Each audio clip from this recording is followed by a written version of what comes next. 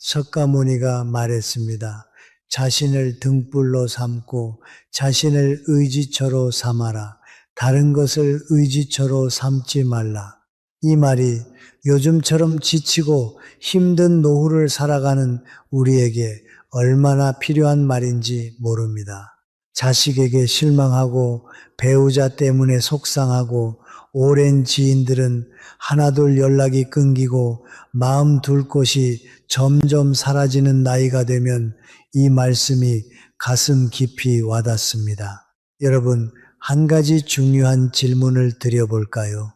여러분은 잠자리에 들면서 내일은 뭘 할까 하고 설레는 마음으로 주무시나요? 아니면 아유, 또 하루가 그냥 지나갔네 하고 허탈한 마음으로 눈을 감으시나요? 사실 행복한 노년을 보내시는 분들과 그렇지 않은 분들 사이에는 놀랍게도 딱 한 가지 차이가 있었습니다. 돈에 많고 적음도 아니었고 건강의 차이도 아니었습니다. 심지어 자식이 얼마나 잘 됐는지도 아니었어요. 그 차이는 바로 내일이 기다려지는가에 대한 마음의 차이였습니다. 80이 새 어르신 한 분이 이런 말씀을 하셨습니다. 선생님, 저는 90세까지 살고 싶어요. 아직 해보고 싶은 게 너무 많거든요. 반대로 65세 다른 분은 이런 말씀을 하셨어요. 선생님, 앞으로 20년을 더 산다고 생각하니까 막막해요. 뭘 하며 살아야 할지. 같은 인생인데 왜 이렇게 달라질까요? 그래서 제가 80이 새 어르신께 물어봤습니다. 어르신, 내일이 기다려지는 특별한 이유가 있으세요?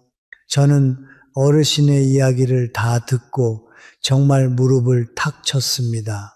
아, 이게 진짜 노년의 비밀이구나 하고 깨달은 거죠. 놀라운 건 그 세 가지가 우리가 흔히 생각하는 것들과 전혀 달랐다는 겁니다. 자식이나 배우자, 재산과는 아무 상관이 없었어요. 그런데도 그 세 가지를 지니고 계셨던 어르신은 매일매일이 선물처럼 기다려진다고 하셨습니다. 더 놀라운 건 이 세 가지를 알게 되면 자식과의 관계도 자연스럽게 좋아지고 배우자와의 갈등도 줄어들고 무엇보다 빨리 내일이 왔으면 좋겠다 하고 마음으로 설레는 하루가 시작된다는 겁니다. 혹시 지금 여러분 마음속에도 이런 생각이 들진 않나요? 내 인생에 뭔가 빠진 게 있는 것 같은데 그게 뭔지 모르겠다. 그렇다면 오늘 제가 전해드릴 이야기가 바로 그 답이 될지도 모릅니다. 이제부터 여러분의 인생 제이막을 황금빛으로 물들일 수 있는 그 세 가지 해답을 함께 나누어 보겠습니다. 여러분의 귀한 의견을 댓글에 남겨주세요. 소중한 구독과 좋아요 부탁드리며 시작하겠습니다. 먼저 우리가 평생 믿어왔던 잘못된 생각들부터 정리해야 하겠습니다. 왜냐하면 이 잘못된 믿음들이 여러분을 더 불행하게 만들고 있거든요. 첫 번째 착각은 자식의 성공이 내 행복의 열쇠라는 생각입니다. 많은 분들이 이렇게 말씀하십니다. 자식만 잘 되면 소원이 없겠어요. 정말 그럴까요? 제가 상담한 한 어머니는 세 자녀를 모두 의사, 변호사, 교수로 키우셨습니다. 남들이 보면 정말 자식 농사 잘 지은 것으로 보이죠. 하지만 이분이 하신 말씀이 계속 머릿속에 맴돌았습니다. 선생님, 애들이 다 성공했는데 왜 이렇게 허전할까요? 이제 저는 할 일이 없는 것 같아요. 심리학에서는 이를 빈둥지 증후군이라고 부릅니다. 자식 중심으로만 살아온 부모가 자식이 독립한 후 느끼는 상실감과 정체성 혼란이죠. 더 안타까운 건 자식들이 성공할수록 오히려 부모와 만날 시간이 줄어든다는 겁니다. 바쁘니까요. 성공한 자식일수록 엄마, 아빠 별일 없으시죠? 제가 이번 추석은 회사 일 때문에 못 찾아뵐 것 같아요.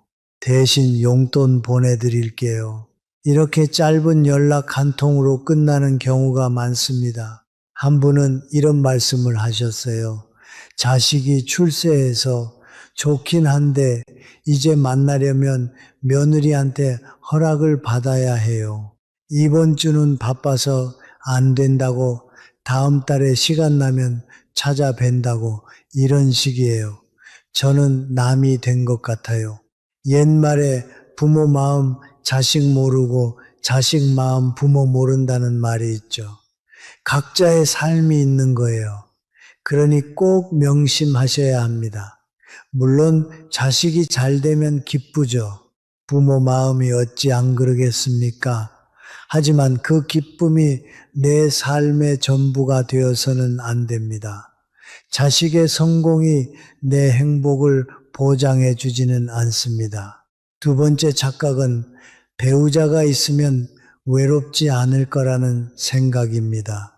아이들은 다 출가했고 우리 둘이 오손도손 함께 늙어가면 되지 뭐. 정말 그럴까요? 60대 부부 상담을 하다 보면 이런 말을 자주 듣습니다. 40년 가까이 살았는데 이 사람이 누군지 모르겠어요. 특히 남편이 퇴직하고 나서 이런 현상이 심해집니다. 평생 직장에서 바쁘게 살던 남편이 갑자기 집에만 있게 되면 어떻게 될까요? 부인은 40년 동안 자신만의 생활 패턴을 만들어 놓았는데 갑자기 남편이 그 공간에 끼어드는 거예요. 한 아내분이 이런 말씀을 하셨어요. 남편이 하루 종일 집에 있으니까 제가 감시받는 것 같아요. 밥은 언제 해? 어디 가? 누구랑 만나? 이런 식으로 계속 물어봐요. 차라리 혼자 있을 때가 더 편해요. 반대로 그 남편분은 이렇게 말씀하셨어요. 은퇴하면 아내와 오손도손 노후를 보낼 줄 알았어요. 그런데 막상 집에만 있으니까 아내가 저를 귀찮아해요. 말을 걸어도 응, 그래, 이런 식으로 건성으로 대답하고 조금만 더 이야기하려고 하면 또 그 얘기야 벌써 몇 번째야 하며 짜증을 내요. 이상하게 그리웠던 집이 감옥 같아요.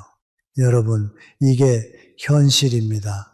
결국 함께 있다고 해서 모든 외로움이 해결되는 건 아닙니다. 오히려 가까이 있을수록 더 큰 외로움을 느낄 수 있어요. 부부라도 각자만의 세계가 있어야 합니다. 24. 시간 붙어 있으면 똑같은 일상을 반복하니까 서로에게 더욱 흥미를 잃는 거예요. 세 번째 착각은 돈만 있으면 모든 게 해결될 거라는 생각입니다. 나이 들어서는 돈이 최고야. 이것도 반은 맞고 반은 틀립니다. 경제적 안정은 분명합니다. 하지만 돈만으로는 채워지지 않는 빈 공간이 있어요. 제가 상담한 한 분은 이런 말씀을 하셨어요. 젊었을 때는 돈만 있으면 행복할 줄 알았어요. 그런데 막상 나이가 드니까 돈이 있어도 불안해요. 병원비는 얼마나 될까? 요양원비는 얼마나 될까? 자식들한테 짐이 되지 않을까? 젊을 때는 돈을 쓰는 재미라도 있었는데 이제는 아껴야 한다는 생각만 들어요. 노년기에는 돈의 의미 자체가 바뀝니다. 젊을 때 돈은 가능성의 상징이었어요. 뭔가를 할 수 있고 살 수 있고 경험할 수 있는 힘이었죠. 하지만 나이가 들면 돈은 보험이 됩니다. 혹시 모를 일에 대비하는 방어막이 되는 거예요. 그러니까 돈이 있어도 마음 놓고 쓸 수 없고 오히려 불안감만 커지는 겁니다. 그래서 젊을 때 돈만 바라보고 살아온 분들은 노년에 와서 더 힘들어집니다. 왜냐하면 모든 걸 돈으로만 해결하려고 하기 때문이에요. 그런데 잘 아시잖아요. 외로움, 허무함, 정체성의 상실, 이런 것들은 돈으로 살 수가 없습니다. 여러분, 지금까지 우리가 믿어왔던 세 가지가 행복한 노후의 완전한 해답은 아니라는 걸 이제 조금은 느끼셨을 겁니다. 생각해 보세요. 우리는 평생 다른 것에 의존해서 기분이 오르락 내리락 했어요. 자식이 잘 되면 세상이 다 내 것 같은데 조금만 잘 안 되면 덩달아 우울해지고, 배우자가 잘해주면 든든하고 좋다가도 다투기라도 하면 하루 종일 속이 상하고, 돈이 들어오면 안심되지만 나가는 순간 불안이 밀려오고, 이렇게 살면 내 마음이 늘 외부 환경에 따라 흔들릴 수밖에 없죠. 그런데 더 큰 문제가 있습니다. 우리는 평생 누군가의 무엇으로 살아왔다는 겁니다. 누군가의 아들, 딸로 시작해서 학생으로, 직장인으로, 부모로, 배우자로 역할에 맞춰 살아오느라 진짜 저는 뒤로 밀려나 있었습니다. 그런데 나이가 들면서 이 역할들이 하나씩 사라집니다. 자식들은 독립하고, 회사에서는 퇴직하고, 사회적 명함도 없어지고, 그럼 뭐가 남을까요? 저는 대체 누구지? 이런 질문이 마음속에서 툭 튀어나오는 겁니다. 어떤 분은 이런 말씀을 하셨어요. 40년 동안 회사 다닐 때는 임원 자리에 앉아 있었습니다. 그때는 다들 저를 찾아와서 부장님, 상무님 하고 불렀죠. 그런데 퇴직하고 나니까 그냥 동네 아저씨예요. 명함도 없고 사람들이 뭐 하시는 분이세요? 라고 물으면 선뜻 대답할 말이 없습니다. 참 씁쓸한 현실이죠.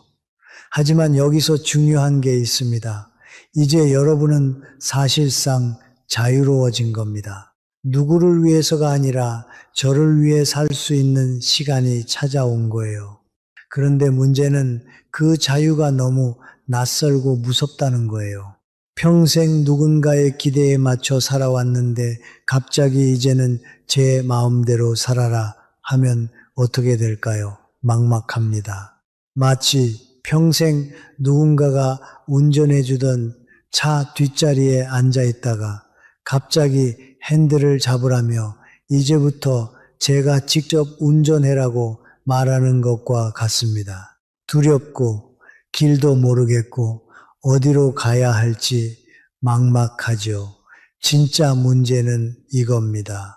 우리는 평생 다른 사람을 위해 달려오느라 정작 저는 뭘 좋아하지, 저는 뭘 하고 싶지, 이 질문에 답할 준비가 안 돼 있다는 겁니다. 제 마음의 소리를 잊어버린 거예요. 그럼 이제 어떻게 해야 할까요? 바로 지금부터가 중요한 순간입니다. 이제라도 진짜 저를 찾을 해답을 함께 살펴볼 시간입니다. 첫 번째 답은 저만의 시간 갖기입니다. 여러분, 한번 뒤돌아보세요. 지금까지 하루 대부분의 시간을 누구를 위해 써왔나요? 아침에 눈 뜨면 가족들 식사 챙기고 아이들 뒷바라지하고, 직장에 나가면 회사 일로 정신없이 보내고, 퇴근해서도 집안일 하느라 쉴 틈이 없었죠. 그러다 보니 정작 제가 하고 싶어서 한 일은 손에 꼽습니다. 80세 어르신이 이런 말씀을 하셨어요. 80평생 살았는데 제가 뭘 좋아하는지 모르겠어요. 늘 해야 하는 일만 있었지 제가 하고 싶은 건 생각도 못했습니다. 이 말씀이 참 마음에 남습니다. 우리가 얼마나 오랫동안 자기 자신을 뒤로 밀어두고 살았는지 보여주는 말이니까요. 그런데 이제는 다릅니다. 아이들도 독립했고 직장 일도 끝났습니다. 부모로서, 회사 사람으로서 해야 할 의무들은 거의 다 해낸 겁니다. 남은 건 바로 저예요. 그런데 문제는 오히려 이 시간이 두렵게 다가온다는 거죠. 이제 뭘 하지 하고 멍하니 서 있는 자신을 발견하게 되는 겁니다. 여기서 중요한 건 우리는 평생 남들이 정해준 길만 따라왔다는 사실이에요. 좋은 학교, 좋은 직장, 좋은 배우자, 좋은 자식, 그게 마치 유일한 정답처럼 여겨졌죠. 그런데 정작 나에게 좋은 것은 뭔지 깊이 생각해 본 적이 없는 거예요. 그래서 해답은 의외로 단순합니다. 바로 나만의 시간을 만드는 거예요. 그 시간 속에서 조용히 내 마음의 소리를 들어보는 겁니다. 나만의 시간을 만드는 구체적인 방법은 아주 간단합니다. 첫째, 아침 시간을 활용하세요. 아침은 하루 중 가장 온전히 내 것인 시간입니다. 가족들이 모두 자고 있는 새벽 6시에 일어나서 따뜻한 물 한 잔 마시며 창밖을 바라보는 시간, 이것만으로도 충분합니다. 그 고요함 속에서 내 마음이 깨어나는 걸 느낄 수 있거든요. 실제로 한 분은 매일 새벽 6시에 일어나서 30분 동안 일기를 쓰신다고 하더라고요. 이 시간만큼은 정말 내 것 같아요. 아무도 방해하지 않고 내 마음을 들여다볼 수 있어요. 혹시 새벽에 일어나기가 너무 힘들어요 하시는 분들도 계실 거예요. 맞습니다. 갑자기 1시간 일찍 일어나려면 어렵죠. 그럴 땐 15분만 당겨보세요. 15분 먼저 일어나 조용히 앉아 있는 것부터 시작하면 됩니다. 작게 시작하는 게 오래가는 비결입니다. 둘째, 산책을 하세요. 하지만 목적 없는 산책을 해보세요. 목적이 있는 산책은 운동입니다. 목적 없는 산책은 명상이에요. 그냥 걷는 거예요. 어디를 가겠다는 목표 없이 발길 닿는 대로 걷는 겁니다. 걸으면서 생각이 정리됩니다. 마음이 차분해져요. 걸음과 함께 내 마음도 정리되는 걸 느끼실 거예요. 65. 새한 어르신께서는 매일 오전 8시에 집을 나서서 1시간 정도 동네를 걸어요. 별 목적 없이 그냥 걸어요. 오늘은 이쪽 길로, 내일은 저쪽 길로 걷다 보면 오늘은 이런 일을 해야겠다. 내일은 저 일을 해봐야겠구나. 이런 식으로 생각이 정리돼요. 걷다 보면 발걸음과 함께 마음이 풀리고 복잡했던 생각들도 하나씩 자리를 찾게 됩니다. 셋째, 혼자만의 취미 시간을 만드세요. 요즘 많은 분들이 주변이 조용하면 불안해하세요. 그래서 아무도 보지 않지만 텔레비전을 켜놓거나 라디오를 틀어놓거나 하시죠. 하지만 진짜 나만의 시간이란 아무도 신경 쓰지 않아도 되는 시간이에요. 예를 들어 이런 것들 말이죠. 혼자서 차 한 잔 우려 마시기, 베란다에서 화분 들여다보기, 오래된 사진 넘겨보기, 창밖 풍경 관찰하기. 단순하지만 오히려 그 단순함 속에서 마음이 편안해집니다. 어떤 분께서는 매일 저녁 차 한 잔 마시면서 창밖을 보는데 그때가 하루 중 가장 평온해요. 별다른 생각 안 하고 그냥 있는 거예요. 그런데 신기하게도 그날 있었던 크고 작은 일들이 다 별일 아닌 것처럼 마음이 풀리더라고요. 여러분, 나만의 시간을 가지기 시작하면 정말 놀라운 변화들이 하나씩 찾아옵니다. 첫째, 자아 정체성이 명확해집니다. 나는 이런 걸 좋아하는 사람이구나. 이럴 때 행복하구나. 둘째, 마음에 여유가 생깁니다. 급하게 살던 습관에서 벗어나 천천히 살 수 있게 돼요. 셋째, 창의성이 살아납니다. 바쁜 일상에서는 떠오르지 않던 아이디어들이 나와요. 넷째, 관계가 개선됩니다. 내가 감정적으로 충만해야 다른 사람에게도 좋은 에너지를 줄 수 있어요. 자, 나만의 시간의 중요성을 이해하셨나요? 그런데 여기서 끝이 아닙니다. 나만의 시간을 가지면서 그 시간에 오늘은 나를 위해 무엇을 할지, 내일은 나를 위해 무엇을 해야 할지 생각해 보시는 게 중요해요. 그냥 시간만 보내면 오히려 더 공허해질 수 있어요. 그래서 두 번째가 필요합니다. 바로 성장하는 재미입니다. 두 번째 답은 성장하는 재미입니다. 이 나이에 뭘 더 배워? 이런 생각하시는 분들 많으시죠? 하지만 이건 완전히 잘못된 생각입니다. 뇌과학에서는 이를 뇌가소성이라고 부릅니다. 나이가 들어도 뇌는 새로운 걸 배우고 또 그에 맞게 변할 수 있다는 거예요. 오히려 나이 들어서의 학습이 더 의미 있을 수 있습니다. 왜냐하면 젊을 때는 경쟁을 위한 학습이었다면 나이 들어서는 순수한 호기심과 즐거움을 위한 학습이거든요. 공자가 배우고 때때로 익히면 즐겁지 아니한가라고 했듯이 학습 자체가 기쁨을 줍니다. 심리학에서는 이걸 자기 효능감이라고 설명합니다. 내가 아직도 새로운 걸 할 수 있구나 하고 느낄 때 자신감이 올라가고 삶의 활력이 생깁니다. 제가 상담한 한 분은 65세에 컴퓨터를 배우기 시작하셨어요. 처음에는 마우스를 잡는 것도 어려워하셨는데 6개월 후에는 직접 짧은 동영상을 찍어서 인터넷에 올리기까지 하셨어요. 댓글 달리는 게 이렇게 재미있을 줄은 정말 몰랐어요. 사람들이 제 이야기에 반응해 주니까 하루 종일 기분이 좋아요. 그러다 보니까 다음에는 무슨 영상을 만들어서 올려볼까 하는 생각이 저절로 드는 거예요. 예전에는 하루가 지겹게만 느껴졌는데 이제는 내일이 기다려집니다. 여러분, 나이 들면 더 이상 배울 게 없다고 생각하시나요? 사실은 그 반대예요.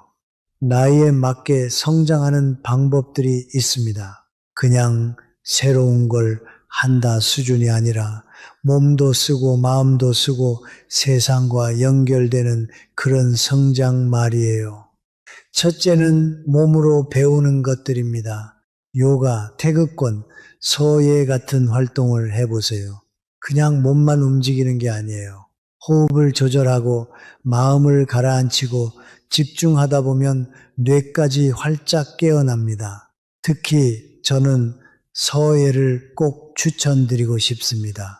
붓을 들고 한 글자 한 글자 써 내려가다 보면 어느새 마음이 고요해져요.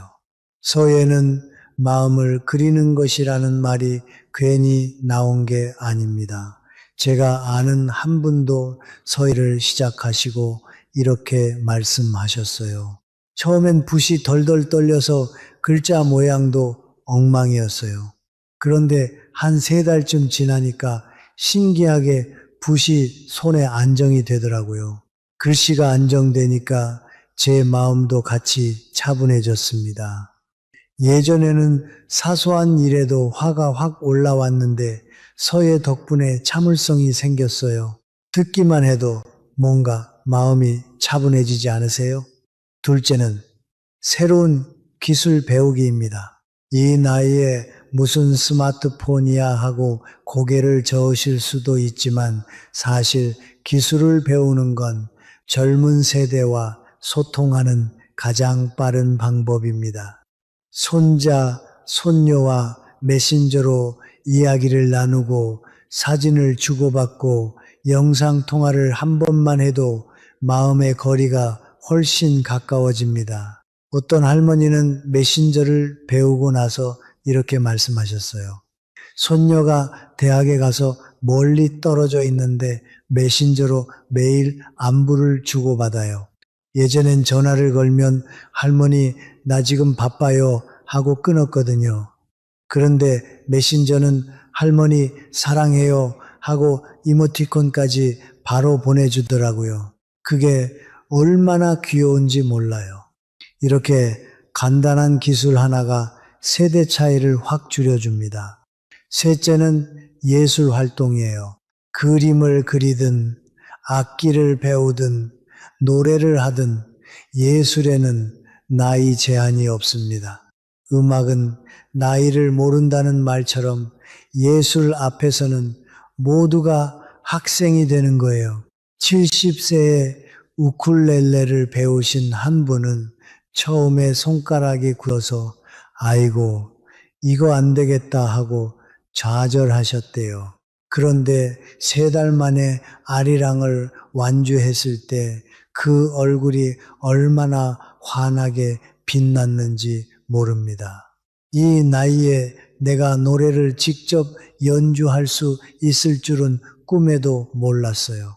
너무 행복합니다 하시더라고요. 성장의 재미 단계에는 분명한 순서가 있습니다. 나이와 상관없이 누구에게나 통하는 법칙이 있어요. 첫 번째 단계는 호기심 갖기입니다. 내가 이걸 할 수 있을까라는 걱정보다는 한번 해볼까라는 마음이 훨씬 중요합니다. 예를 들어 요가 수업 안내문을 보면서 이제 와서 무슨 요가야 하고 접어버리면 아무 일도 일어나지 않죠. 하지만 에이 그냥 한번 가보자 하고 발걸음을 옮기는 순간 새로운 문이 열립니다. 완벽하게 하려고 하지 마세요. 그냥 시도해보는 것 자체가 첫걸음이니까요. 두 번째 단계는 작은 성공을 경험하는 겁니다. 큰 목표가 아니어도 돼요. 요가 동작 하나를 제대로 따라 했을 때, 스마트폰으로 사진 한 장 성공적으로 보냈을 때, 혹은 붓글씨로 예쁜 획 하나가 나왔을 때, 그 순간 느껴지는 해냈다 하는 뿌듯함이 아주 중요합니다. 이 성취감이 바로 계속하고 싶게 만드는 연료가 되거든요. 작은 승리의 맛을 알면 자연스럽게 다음에 도전하고 싶어집니다. 세 번째 단계는 꾸준히 지속하기입니다. 비밀은 매일 조금씩이에요. 하루에 10분이라도 좋습니다. 어떤 분은 하루 딱 10분씩 그림을 그리다가 1년 뒤 전시회를 열기도 했습니다. 중요한 건 길게 많이가 아니라 짧아도 꾸준이라는 거예요. 시니어 분들이 제일 많이 하시는 착각이 한 번에 크게 해야 한다는 것인데 사실 작게 자주 하는 게 훨씬 오래 갑니다. 네 번째 단계는 나만의 스타일을 만드는 것입니다. 이제 어느 정도 익숙해지면 다른 사람을 따라하던 방식에서 벗어나서 내 스타일을 만들 수 있어요. 글씨체도 그렇고, 요가 호흡도 그렇고, 심지어 스마트폰 쓰는 방식도 그렇습니다. 이때부터 진짜 재미가 시작돼요. 이건 내 방식이야 하고 느낄 때 배움이 단순한 학습을 넘어 즐거움으로 변합니다. 한 분이 이런 말씀을 하셨어요. 수채화를 배우기 시작했는데 처음에는 선생님 그림을 똑같이 따라 그리려고 했어요. 그런데 6개월 정도 지나니까 내가 보는 색깔은 이런 건데 하면서 내 방식대로 그리게 되더라고요. 그때부터 정말 재미있어졌어요. 이게 바로 성장의 마지막 단계인 나만의 스타일 만들기의 진짜 모습입니다. 여러분도 경험해 보셨을 거예요. 노래를 배울 때 처음엔 음정을 맞추느라 정신이 없는데 조금 익숙해지면 그 노래에 내 감정을 담게 됩니다. 글씨를 배울 때도 처음엔 교본 그대로 따라 쓰다가 나중엔 손에 힘이 빠지면서 자연스러운 내 글씨체가 나오죠. 바로 그때 배우는 즐거움이 숙제에서 놀이로 바뀌게 됩니다. 여러분, 나만의 시간과 성장하는 재미, 이 두 가지만으로도 충분히 의미 있는 노후의 삶을 살 수 있어요. 하지만 마지막 한 가지가 더 있습니다. 이게 있어야 진짜 완성입니다. 세 번째 답은 의미 있는 연결입니다. 가만히 생각해 보면 우리 주변에는 분명히 가족도 있고 친구도 있습니다. 그런데도 왜 외롭다고 느낄까요? 그건 단순히 사람들이 곁에 없어서가 아니라 진짜 연결이 없기 때문입니다. 진짜 연결이란 단순히 잘 지내시죠? 식사하셨어요? 하고 안부만 묻는 게 아닙니다. 나라는 사람을 알아주고 내 이야기를 들어주고 내 마음을 이해해주는 관계, 그게 바로 진짜 연결이에요. 어떤 분은 이런 말씀을 하셨어요. 자식들이 전화를 자주 합니다. 아빠 건강하세요. 약은 챙겨 드세요. 아프면 연락하세요. 늘 이렇게 말해요. 그런데 정작 제가 요즘 무슨 생각을 하는지, 뭘 고민하는지는 관심이 없어요. 안부는 묻지만 사실은 안부가 아닌 거죠. 이 말씀이 참 와닿지 않으세요? 관심이 있다와 정말 나를 이해한다는 건 전혀 다른 차원입니다. 왜 의미 있는 연결이 중요할까요? 아리스토텔레스가 말했죠. 인간은 사회적 동물이다. 우리는 관계 속에서 존재의 의미를 확인합니다. 그런데 나이가 들수록 관계의 폭은 좁아집니다. 직장 동료들과는 자연스레 멀어지고 오랜 친구들도 하나둘 세상을 떠납니다. 새로운 사람을 만나기도 쉽지 않죠. 그래서 어르신들이 가장 두려워하는 게 병보다 외로움이라는 말이 나오는 겁니다. 하지만 해답은 의외로 간단합니다. 양보다 질이에요. 수백 명의 지인보다 내 이야기를 진심으로 들어줄 단 한 명이 훨씬 더 소중합니다. 숫자는 중요하지 않습니다. 중요한 건 이 사람 앞에서는 있는 그대로의 나를 보여줄 수 있다는 마음의 확신입니다. 그럼 구체적으로 의미 있는 연결을 만드는 방법에 대해 알아볼까요? 첫째, 공통 관심사로 연결되기. 사람은 억지로 친해지려고 하면 더 어색해집니다. 그런데 같은 취미, 같은 관심사가 있으면 금세 가까워져요. 예를 들어 복지관에서 하는 프로그램, 도서관, 독서 모임, 동네 등산 동호회 같은 곳에 나가보세요. 처음에는 낯설고 말이 잘 안 나올 수도 있습니다. 그런데 이 책 읽어보셨어요? 어제 등산길에서 이런 꽃 봤어요.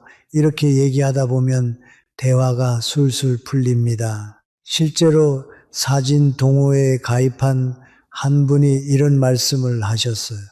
처음에는 다들 모르는 사람이라 어색했는데 사진 얘기를 하다 보니까 금세 친해졌어요.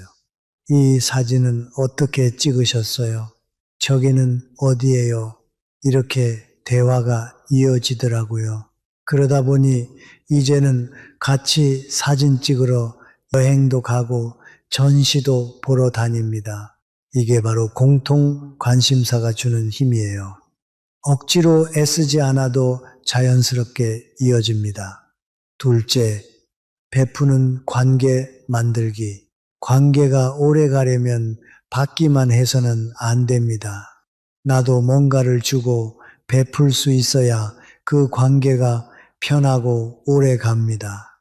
젊은 사람들에게 인생 경험을 들려주는 멘토가 될 수도 있고, 봉사 활동을 하면서 도움이 필요한 사람을 도울 수도 있죠. 한 분은 동네 도서관에서 어린이들에게 책을 읽어주는 봉사를 하십니다.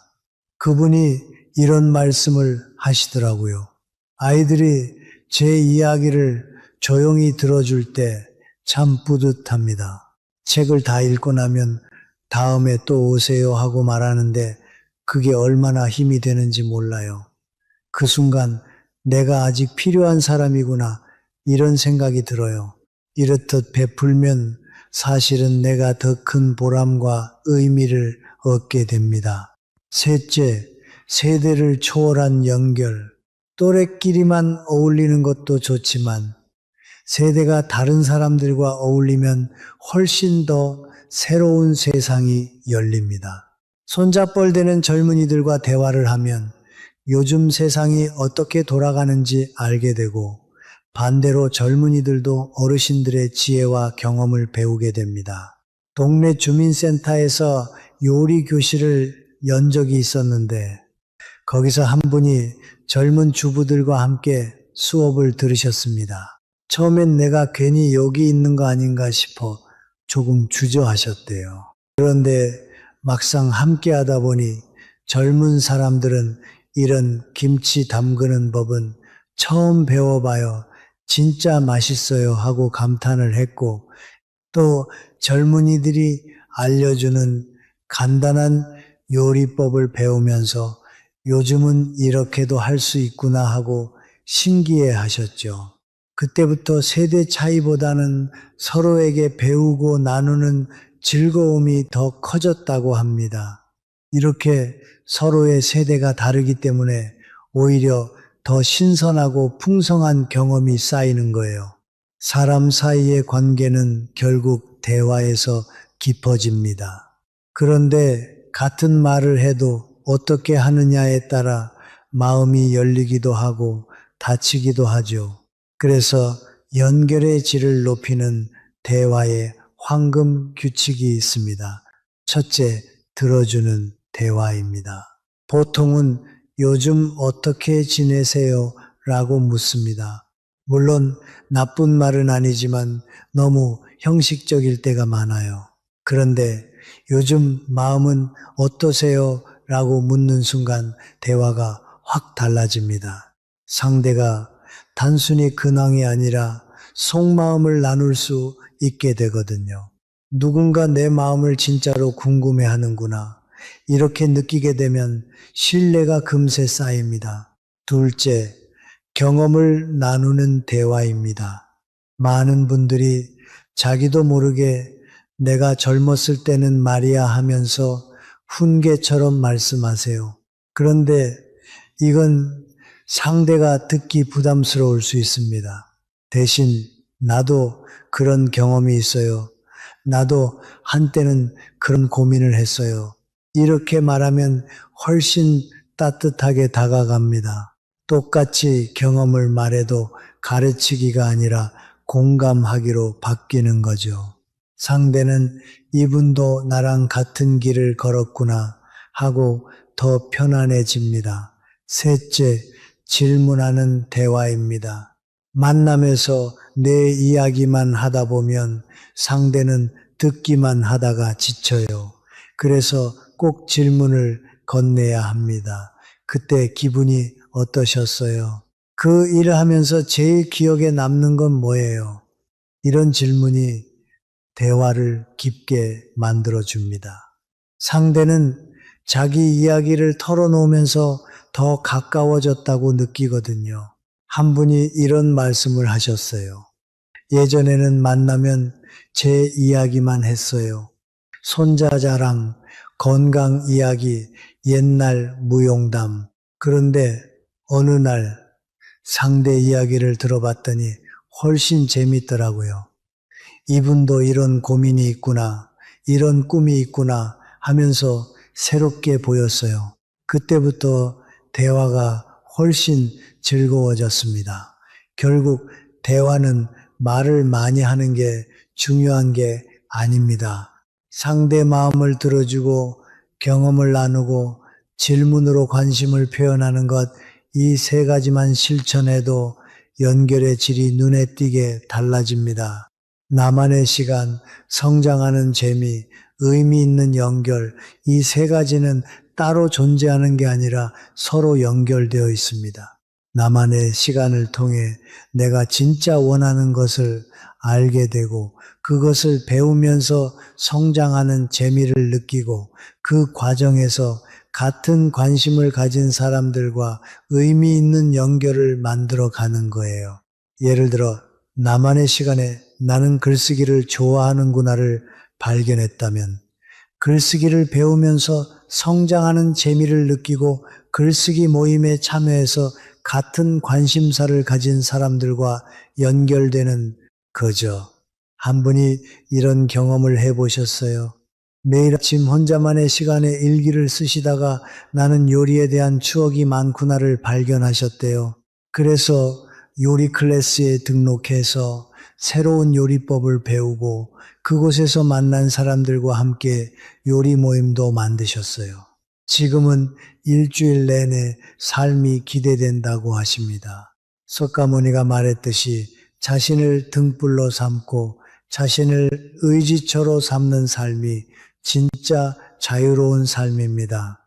젊을 때는 외적인 것들을 채우느라 바빴다면 인생의 후반전은 내적인 것을 채워야 할 때입니다. 자식도 배우자도 줄 수 없는 만족감이 있습니다. 그것은 바로 스스로 만들어내는 평온과 기쁨입니다.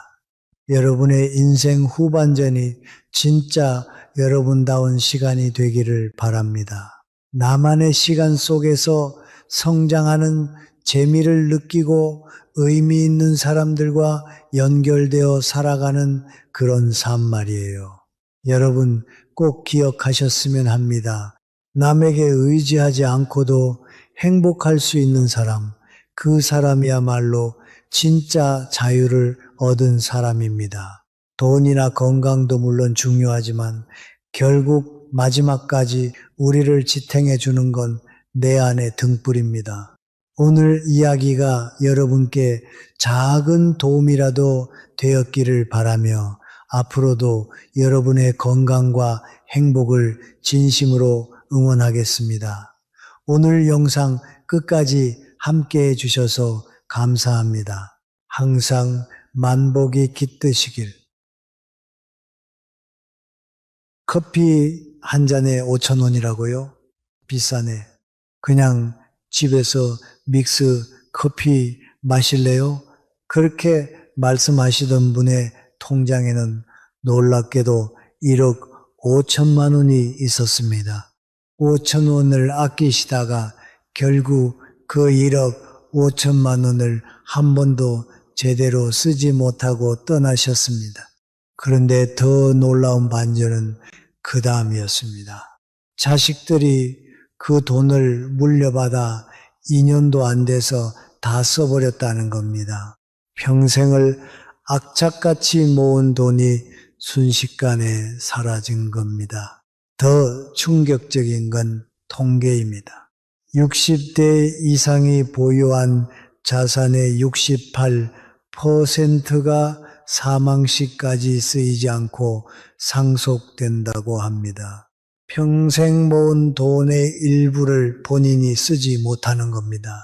그래도 자식한테 도움이 되니까 괜찮다고 생각하시나요? 천만의 말씀입니다. 평생 희생하며 모은 돈을 정작 나를 위해 쓰지 못하고 눈을 감는다면 그보다 억울한 일이 있을까요? 오늘의 영상은 돈을 흥청망청 쓰세요. 이런 이야기가 아닙니다. 살아생에 행복하고 죽는 순간까지 단 한 점의 여한도 남기지 않으려면 반드시 지갑을 열어야 하는 딱 5가지에 대한 이야기입니다. 나중에 병상에 누워서 천장만 바라보며 고작 몇만 원이 뭐라고 그렇게 아등바등 살았을까? 이런 후회만큼 서러운 게 또 어디 있겠습니까? 대신에 오늘 제가 말씀드릴 이 5가지만큼은 아깝다는 생각하지 마시고 과감하게 쓰세요. 그러면 마지막 순간에 나 정말 여한 없이 잘 살았다는 행복한 미소를 지으실 수 있을 겁니다. 소중한 구독과 좋아요, 댓글은 콘텐츠 제작에 큰 힘이 됩니다. 그럼 지금부터 가장 중요한 첫 번째, 이걸 놓치면 나머지 네 가지는 아무 의미가 없는 바로 그것부터 말씀드리겠습니다. 첫 번째로 절대 아껴서는 안 되는 것은 바로 건강을 위한 돈입니다. 병원 대기실에 앉아 계신 분들의 표정을 보신 적 있나요? 한결같이 어둡습니다. 왜 그럴까요? 이유는 두 가지입니다. 하나는 병 때문이고 또 하나는 병원비 때문입니다. 검사 한 번 받는데 몇십만 원이 들어갑니다. 돈이 아까워서 참고 있어요. 이런 말씀을 하시는 분들이 정말 많습니다. 배가 아픈데 참고, 무릎이 아픈데 참고, 가슴이 답답한데 참습니다. 그러다가 정말 견딜 수 없을 때 그제야 병원에 갑니다. 그때는 이미 병이 깊어진 후입니다. 바로 이런 경우가 72 선생님께 일어났습니다. 몇 달 전부터 가슴이 답답하고 가끔 통증이 있으셨답니다. 주변에서 병원 가보라고 했지만 검사비가 얼만데 약국에서 소화제나 사 먹지 하시며 안 가셨습니다. 그러던 어느 새벽 극심한 통증으로 응급실에 실려가셨고 진단 결과는 심근경색이었습니다. 응급시술과 입원 치료비로만 1,000만 원이 훌쩍 넘게 들었습니다. 의사 말로는 조금만 늦었어도 돌이킬 수 없는 상황이었다고 합니다. 행동 경제학에서는 이를 손실 회피 편향이라고 설명합니다. 사람들은 지금 당장 나가는 작은 돈을 아까워하지만 미래에 생길 수 있는 큰 손실은 실감하지 못한다는 것입니다. 결국 지금 10만 원 아끼려다가 나중에 1,000만 원을 쓰게 되는 겁니다. 특히 치아 건강은 노년의 삶의 질을 결정하는 가장 중요한 요소 중 하나입니다. 일본에서 진행된 대규모 노인 건강 연구에서 퇴직자 1,000명에게 은퇴 후 후회되는 것이 무엇인가 라고 물었을 때 1위가 바로 정기적으로 치과 검진을 받지 않은 것이었습니다. 예상 밖의 결과였죠. 왜 그럴까요? 인간의 가장 원초적인 욕구 중 하나가 식욕입니다. 그런데 치아가 나빠지면 먹는 즐거움이 반으로 줄어듭니다. 좋아하는 음식을 먹을 수 없고 씹는 것이 고통스럽고 결국 영양 섭취가 제대로 되지 않아 전반적인 건강이 무너집니다. 70대의 임플란트 하나에 150만 원을 쓰는 것보다 50대부터 정기적으로 치과에 다니며 연간 20만 원씩 쓰는 것이 훨씬 현명한 선택입니다. 또한 안타깝게도 많은 분들이 이런 실수를 합니다. 바로 건강검진을 미루는 것입니다. 별일 없겠지, 괜찮아 하면서요. 심지어 건강보험공단에서 제공하는 무료 검진조차 안 받으시는 분들이 있습니다. 검진 받으러 가는 게 귀찮다는 이유로요. 더 안타까운 건 이런 일이 제 주변에서도 일어났다는 겁니다. 제 친 아버님이 바로 그러셨습니다. 아픈데 없는데 뭘 하냐 하시며 국가 무료 건강검진을 3년 동안 가지 않으셨답니다. 그러다 속이 계속 더부룩하고 소화가 안 되셔서 그제야 병원에 가셨고 검사 결과는 위암 3기였습니다. 의사는 2년 전에만 검진을 받았어도 조기 치료가 가능했다고 했습니다.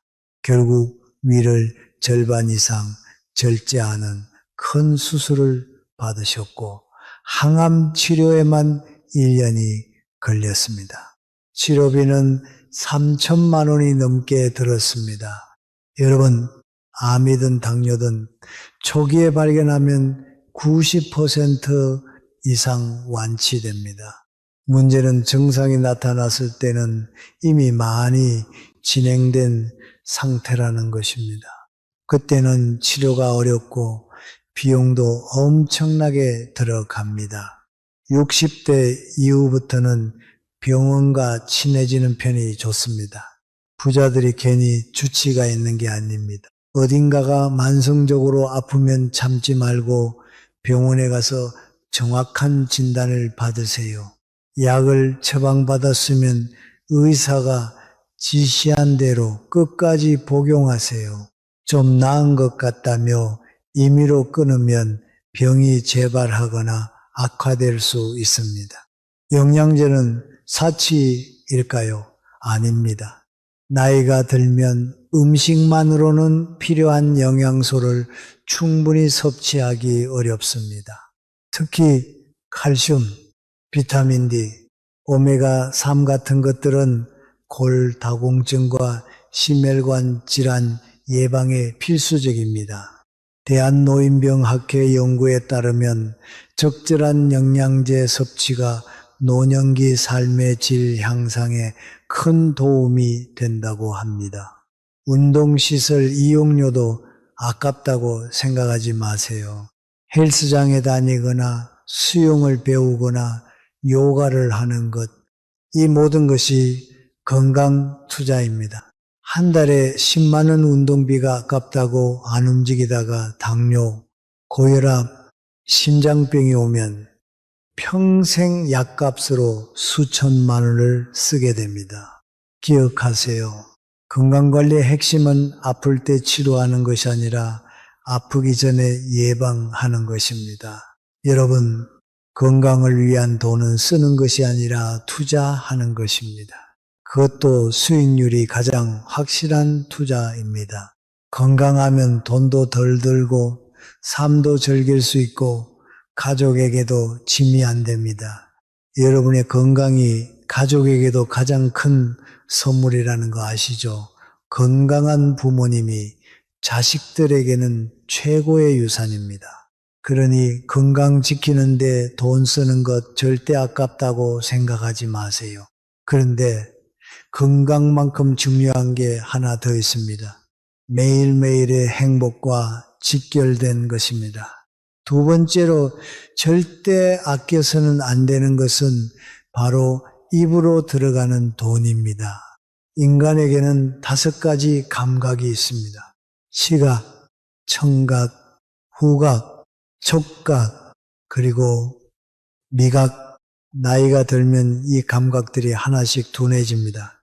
눈이 침침해지고 귀가 어두워지고 냄새도 잘 맡지 못하게 되죠. 그런데 신기하게도 미각은 가장 마지막까지 남습니다. 90살, 100살이 되어도 맛있는 건 압니다. 고기가 입에 들어가면 맛있다 하고 딸기가 입에 들어가면 달다고 느낍니다. 음식은 인생의 마지막까지 누릴 수 있는 가장 확실한 행복입니다. 그런데 많은 분들이 이걸 아낍니다. 비싸서 못 먹어. 집에서 해 먹으면 되는데 뭐하러 사 먹어. 나중에 먹지 뭐. 이러다가 나중에는 안 옵니다. 심리학에서 쾌락 적응이라는 개념이 있습니다. 인간은 어떤 좋은 일에도 금방 적응해서 행복도가 떨어진다는 것입니다. 즉, 새 차를 사도 처음 며칠만 좋고 승진을 해도 한 달이면 익숙해진다는 거죠. 그런데 음식은 다릅니다. 맛있는 음식은 먹을 때마다 행복합니다. 오늘 한우를 먹어도 맛있고 다음 주에 먹어도 맛있습니다. 이게 음식의 힘입니다. 여기서 더 놀라운 사실이 있습니다. 심리학에서는 미각의 기억이 가장 오래 남는다고 합니다. 어린 시절 할머니가 해주신 음식 맛 아직도 기억나시죠? 냄새와 맛은 뇌의 감정 중추와 직접 연결되어 있어서 다른 어떤 기억보다 생생하게 남습니다. 좋은 음식을 먹는 경험은 단순히 배를 채우는 게 아니라 행복한 기억을 만드는 것입니다. 제 상담실에 오시는 82살 선생님이 계십니다. 이분은 매달 마지막 주 금요일마다 혼자 일식집에 가셔서 1인 3만 5천 원 참치 정식을 드시는데 그 시간이 그렇게 행복하다고 하셨습니다. 이 선생님께서는 웃으며 말씀하셨습니다. 좋은 걸 먹으면 그냥 기분이 좋아요. 한 달 내내 기다려지는 시간이에요. 이거 먹으려고 다른 날은 아껴요. 맞는 말씀입니다. 제가 드리고 싶은 말은 매일 사치스럽게 드세요가 아닙니다. 평소에는 검소하게 드시되 일주일에 한 번, 한 달에 한 번은 정말 먹고 싶은 걸 드시라는 것입니다. 뇌과학 연구에 따르면 좋은 음식을 먹을 때 뇌에서는 도파민이라는 행복 호르몬이 분비됩니다. 이 도파민은 단순히 기분을 좋게 만드는 것뿐만 아니라 스트레스를 줄이고 면역력을 높이고 치매 예방에도 도움이 됩니다. 좋은 음식을 먹는 건 단순한 사치가 아니라 건강을 위한 투자인 것입니다. 제철 과일도 꼭 챙겨 드세요. 제철 과일에는 그 계절에 필요한 영양소가 가득 들어 있습니다. 그리고 과일 하나가 주는 상큼함과 달콤함, 그게 바로 계절을 느끼는 방법입니다. 이런 작은 즐거움마저 포기하면 삶이 너무 메마릅니다. 집에서 요리하실 때도 좋은 재료를 쓰세요. 이것 1,000원 싸네 하면서 덜 신선한 것을 고르지 마세요. 질 좋은 재료와 양념으로 맛있게 드세요. 혼자 계신 분들도 대충 드시지 말고 나를 위해 정성껏 차려 드세요. 물론 이런 말씀하시는 분들 많으십니다. 집에서 해 먹으면 되는데 왜 밖에 나가서 비싼 돈 주고 먹어? 물론 맞는 말씀입니다.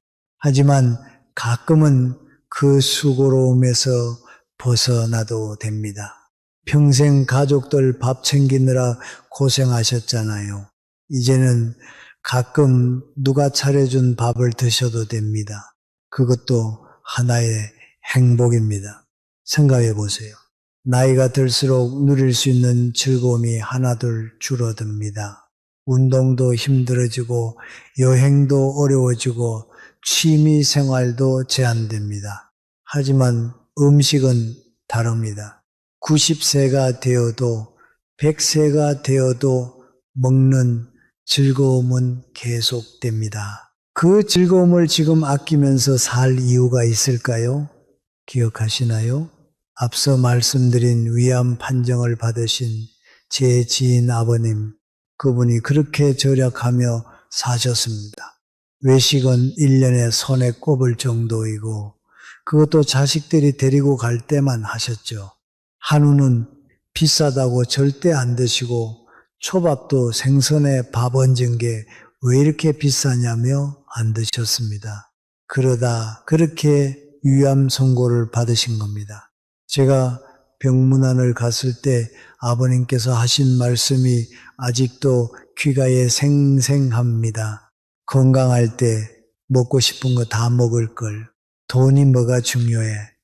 이제 먹고 싶어도 마음껏 먹을 수가 없어.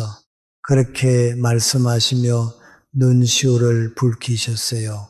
좋은 음식을 먹는다는 건 사치가 아니라 자기 자신을 사랑하는 방법이에요. 평생 아끼면서 사셨잖아요. 이제는 좀 누리면서 사셔도 됩니다. 그런데 음식만큼이나 중요한 게 있습니다. 어젯밤에 몇 시간 주무셨나요? 중간에 깨지는 않으셨나요?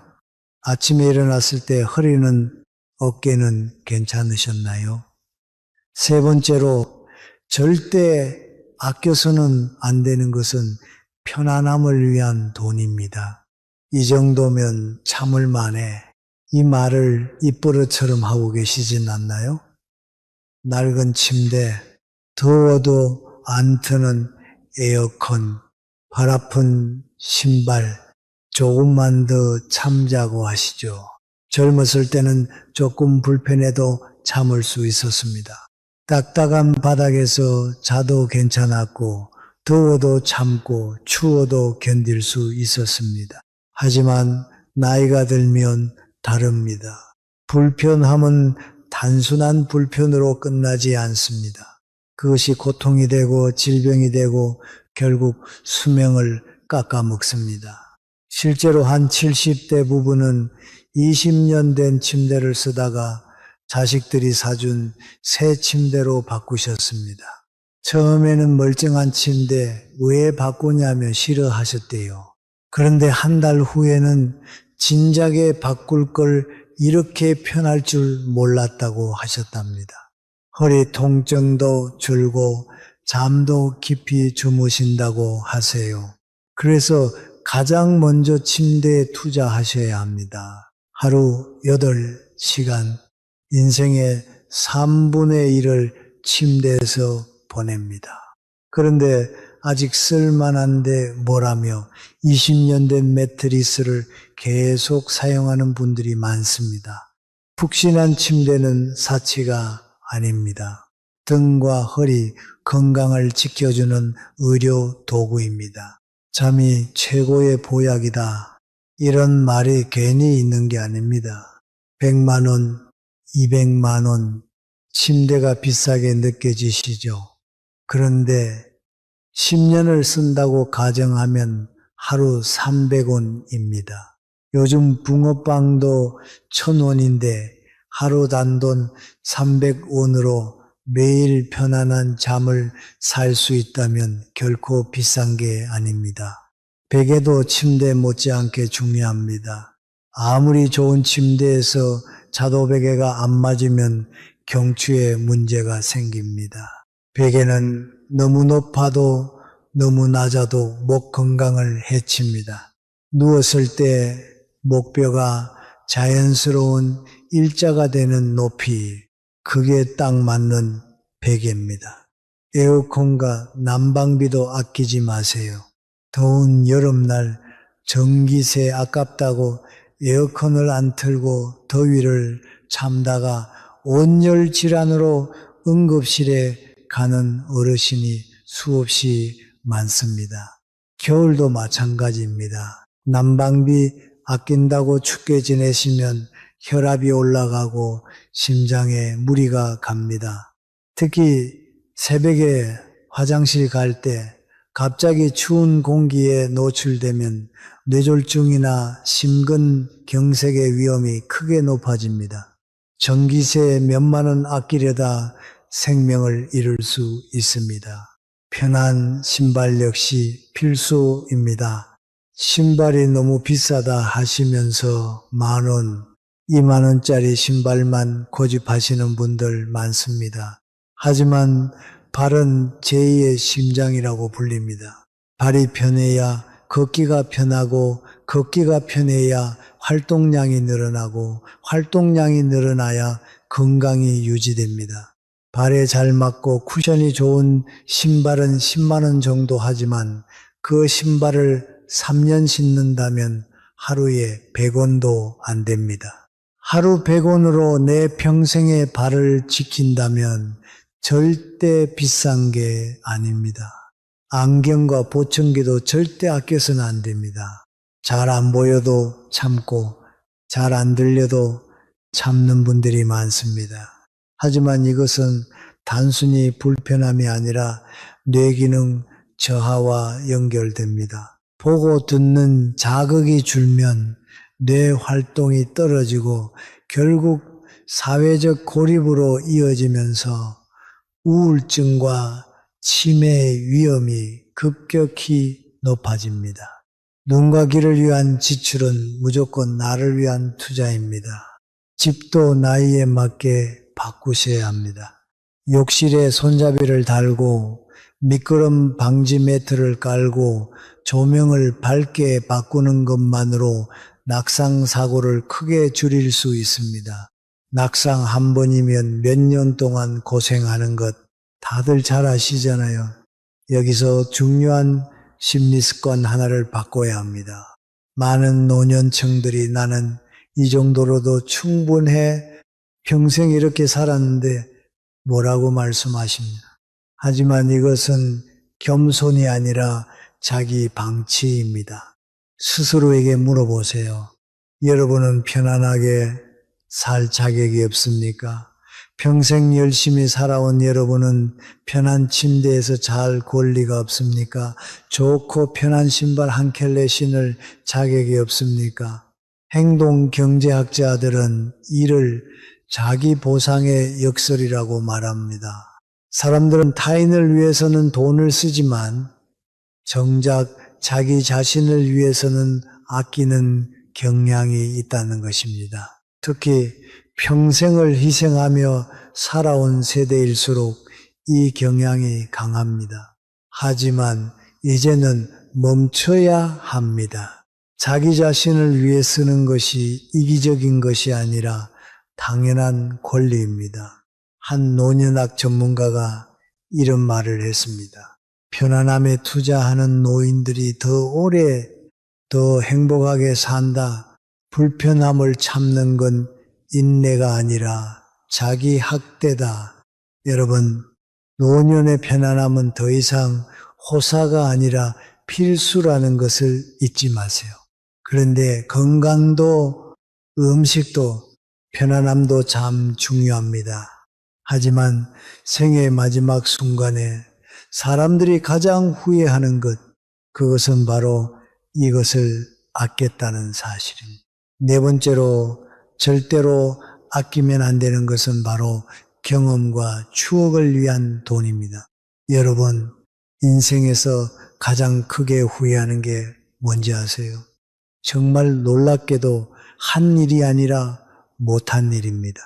호스피스 병동에서 30년간 일한 한 간호사가 쓴 책이 있습니다. 임종을 앞둔 사람들이 가장 많이 하는 후회를 기록했는데 첫 번째가 내가 원하는 삶을 살 걸, 두 번째가 그렇게 일만 하지 말걸이었습니다. 실제로 심리학 연구에서도 사람은 실패한 경험보다 하지 못한 경험을 훨씬 더 깊게 후회합니다. 즉 투자 실패보다 가고 싶었던 여행을 못 간 것을 더 후회한다는 겁니다. 심리학에서는 이를 미완의 행동에 대한 후회라고 부릅니다. 돈을 써서 실패한 경험은 시간이 지나면 웃으며 이야기할 수 있지만 돈이 아까워서 하지 못한 경험은 평생 가슴에 남는다는 거예요. 여러분도 생각해 보세요. 30년 전에 뭘 샀는지 기억나십니까? 아마 대부분 기억 안 나실 겁니다. 하지만 30년 전에 가족과 어디 가서 뭘 했는지는 기억나시죠? 자식들 운동회 갔던 일, 첫 여행 갔던 일, 물건은 사라지지만 경험과 추억은 오래도록 남습니다. 그런데 많은 분들이 경험에 돈 쓰는 걸 아까워하십니다. 여행 비싸서 못 가, 공연, TV로 보면 되지. 취미, 나이 들어서 뭘 새로 해? 그리고 늘 말하죠. 나중에, 하지만 그 나중이 언제입니까? 내년에는 더 늙습니다. 몸이 더 불편해집니다. 지금 쉽게 할 수 있는 것이 내년에는 불가능해질 수도 있습니다. 노벨 경제학상 수상자 데니얼 카노먼 교수가 밝혀낸 것이 있습니다.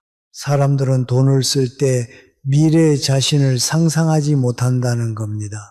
지금 돈을 아끼면 나중에 쓸 수 있을 거라고 생각하지만 실제로 나중에 나는 지금보다 더 늙고 더 제한적인 상황에 있습니다. 그래서 결국 돈은 그대로 남고 사람은 후회를 남긴 채 떠납니다. 여러분, 돈의 가치는 지금 있습니다. 젊을수록, 건강할수록 돈의 가치가 높습니다. 80세의 100만 원보다 70세의 100만 원이 더 가치 있습니다. 왜냐하면 70세는 더 멀리, 더 오래, 더 자유롭게 움직일 수 있기 때문입니다. 특히 여행이 그렇습니다. 실제로 80대, 90대 노인들을 대상으로 한 설문조사에서 인생에서 가장 후회되는 것, 그 일이 더 많이 여행하지 못한 것이었습니다. 60대는 나중에 가면 되지라고 생각했지만 70대가 되니 체력이 떨어지고 80대가 되니 가고 싶어도 갈 수 없게 된 거예요.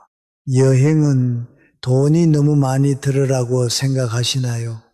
꼭 그렇지 않습니다. 해외여행이 부담스럽다면 국내 여행을 다녀오세요. 제주도, 강원도, 경주, 전주, 가까운 곳에도 가볼 만한 곳이 많습니다. 1박 2일 여행이 부담스럽다면 당일치기로 다녀오세요. 중요한 것은 거리나 비용이 아니라 일상을 벗어나는 경험 자체입니다. 그리고 매달 하나씩 작은 고표도 정해보세요. 이번 달에는 가보고 싶었던 축제 가기, 다음 달에는 친구들과 온천 가기, 그 다음 달에는 손주와 동물원 가기, 이렇게 작은 계획들을 실천하다 보면은 1년 후에는 12가지 행복한 기억이 생깁니다. 좋아하는 트로트 가수 콘서트나 공연도 보러 가세요. 비싸서 못 가라고 하지 마세요. 그 2-3시간의 경험이 몇 달 동안 기분을 좋게 만듭니다. 요즘은 지역문화센터에서 저렴한 공연도 많습니다. 맛집을 찾아다니는 것도 좋은 경험입니다. TV에서 본 식당, 친구가 추천한 곳 가보세요. 맛있는 음식을 먹는 경험은 돈으로 살 수 있는 단순하지만 확실한 행복입니다. 그리고 꼭 사진을 남기세요. 기억은 흐려져도 사진은 그날의 추억을 그대로 품고 있습니다. 옷장에 있는 옷 중에 몇 년 전에 산 것 이제 안 입으시죠?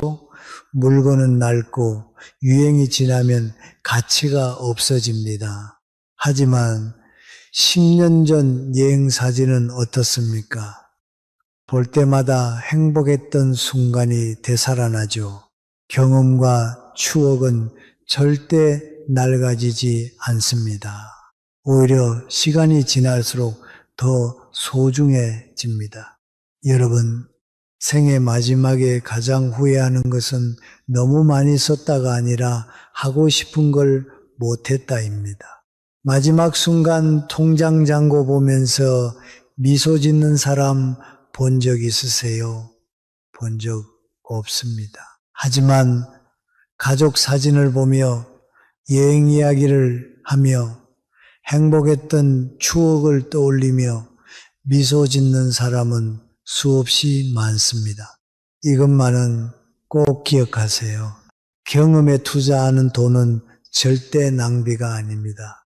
그것은 삶을 풍요롭게 만드는 가장 현명한 투자입니다. 부처님이 제자에게 말씀하셨습니다. 중도를 걸으십시오. 지나치게 아끼지도 말고 지나치게 낭비하지도 마십시오. 필요한 것에는 쓰되 탐욕으로 쓰지는 마십시오. 여러분이 평생 일한 이유가 무엇입니까? 돈을 모으기 위해서가 아니었을 것입니다. 좋은 삶을 살기 위해서였을 것입니다. 가족을 행복하게 하기 위해서였을 것입니다. 편안한 노후를 보내기 위해서였을 것입니다. 그렇다면 이제 그 돈을 사용할 때입니다. 모으기만 하고 쓰지 못한다면 그 돈은 대체 무엇을 위한 것입니까? 죽을 때 가져갈 수 있는 것은 아무것도 없습니다.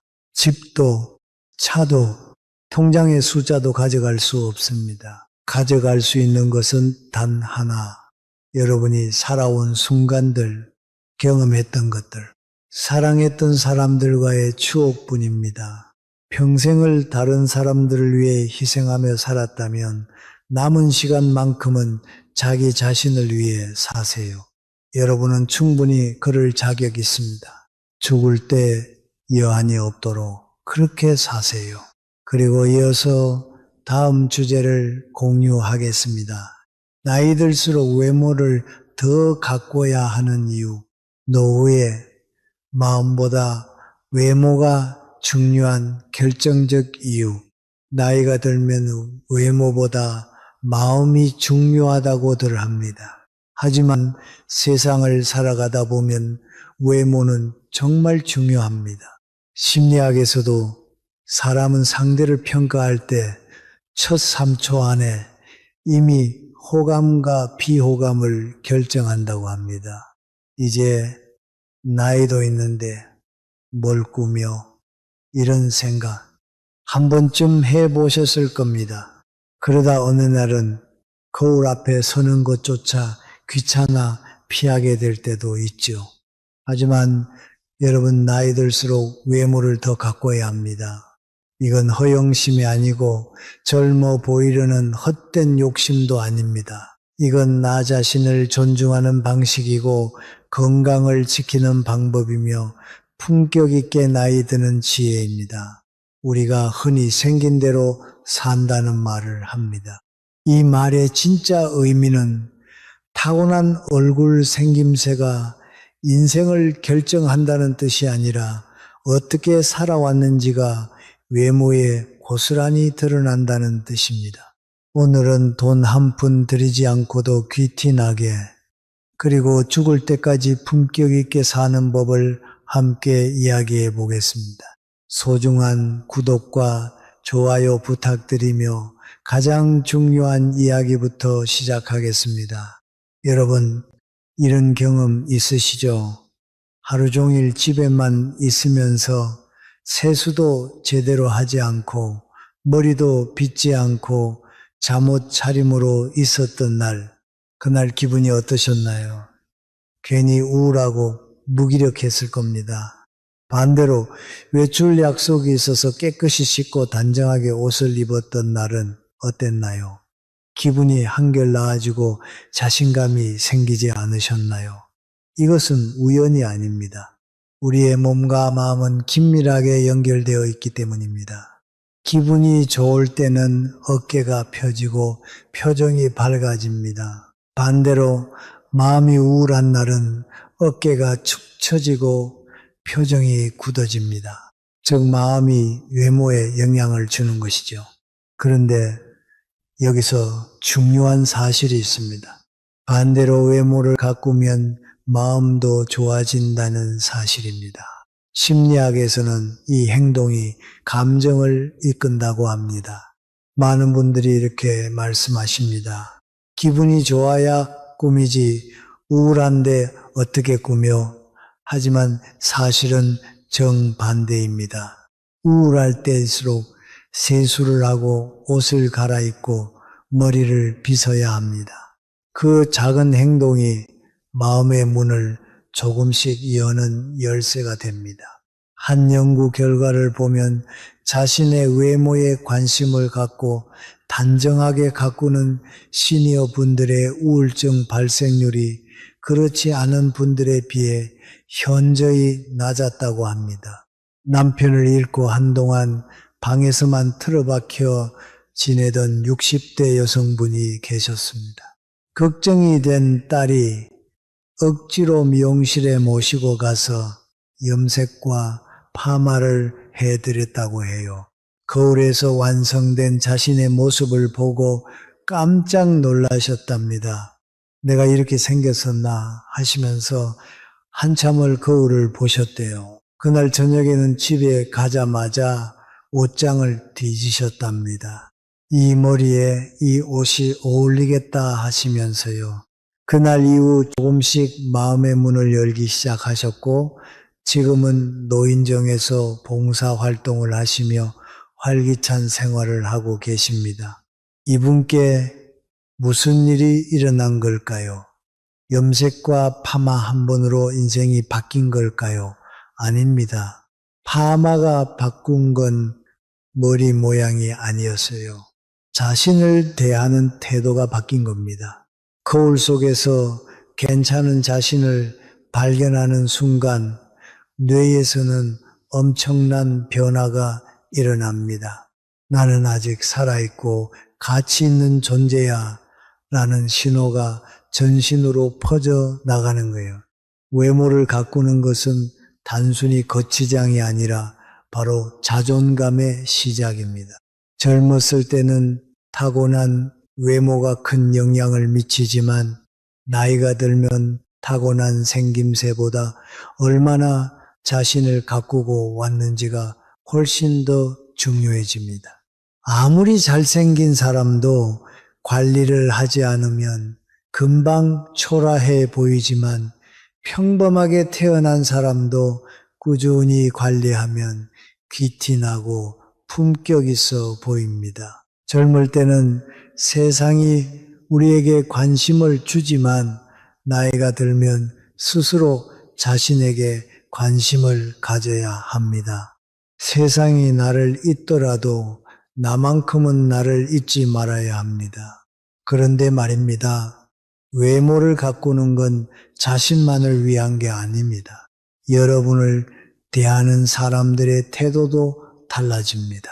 그도 단 3초 만에요. 사람을 겉모습으로 판단하면 안 되지라고 흔히 말하죠. 맞는 말입니다. 하지만 현실은 정반대입니다.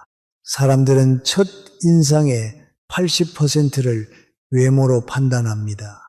더 놀라운 건 우리는 단 3초 만에 상대방에 대한 첫 인상을 결정한다는 거죠.